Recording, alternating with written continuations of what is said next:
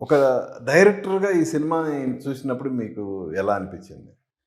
లేదు. ఆర్టిస్ట్ అనేది పక్కన లేదు. పెట్టండి. లేదు. మీరు ఎప్పుడూ ఒక ఫిల్మ్‌ని ఒక్కొక్క లెన్స్ యేసుకొని చూసేకవ్వదు. డైరెక్టర్ నేను, ఆర్టిస్ట్ నేను, ఆడియన్స్ నేను. ఒక్కసారి మీరు పట్టుకుంటే ఫిల్ము, మీరు ఒక ఇన్నోసెంట్ కిడ్‌లాగా కూర్చొని చూస్తారంతే.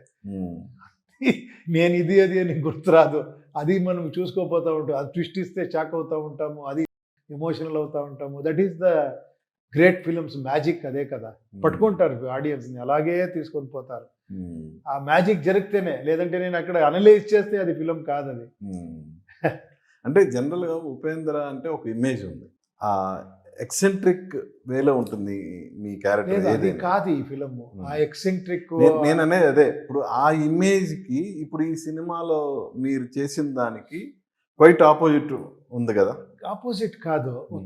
ఇది రిప్రజెంట్ ఏ స్టార్ యాక్చువల్లీ. ఈ okay. Represent all stars actually. All హ్మ్. సూపర్ స్టార్స్‌ని ఒక రిప్రజెంట్ చేసేలాగా ఉంది. హ్మ్. ఆల్ ఫ్యాన్స్‌ని రిప్రజెంట్ చేసేలాగా రామ్ రామ్మోహన్. గారిది ఇది ఉంది. హ్మ్. మీరు అందరూ రిలేట్ అయిపోతారు. హ్మ్. ఇప్పుడు నేను చిరంజీవి గారి ఫ్యాన్ అయితే చిరంజీవి గారి ఫ్యాన్ లాగా చూస్తాను నేను. ఓకే. అలా ఇది ఉంది. హ్మ్. ఆ కంటెంట్ అలా ఉంది. సో, ఇలాంటి సినిమాలు తీయాలంటే ప్రొడ్యూసర్స్‌కి కొంత ధైర్యం గావాలి.